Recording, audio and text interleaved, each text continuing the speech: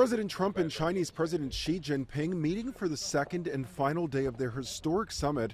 Trump suggesting they're on the same page about the war in Iran. We feel very similar to Iran. We want that to end. We don't want them to have a nuclear weapon. We want the straits open. We're closing it now. They closed it, and we closed it on top of them. But we want the straits open, and we want them to get it ended because it's a crazy thing. They're a little bit crazy, and it's no good. Can't have it. They cannot have a nuclear weapon. Earlier, sitting down with Fox News. China's support of Iran. How big a discussion was that today? We discussed it.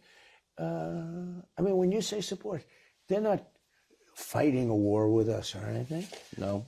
He said he's not going to give military equipment. That's a big statement. Trump saying China wants to continue to buy oil from Iran. The leaders also discussing trade, with Xi agreeing to buy hundreds of American-made planes. He's going to order 200 jets. That's a big thing, Boeing's. Boeing. 200 big ones. The president says China will also buy American oil and soybeans, which China stopped buying last year during a trade dispute. Treasury Secretary Scott Bessent says China also agreed to work together on AI safety. Despite the administration touting the talks, critics are pointing out what they call a glaring omission in photos of yesterday's bilateral meeting. A Harvard economics professor saying a meeting of the two largest economies and not one woman at the table. We have somehow gravitated back to this idea that what matters is your network and not your capabilities. A handful of women did join President Trump for his Beijing visit, including his daughter-in-law, Lara.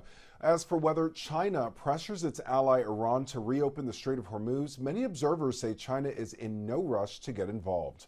Lionel Moise, ABC News, New York.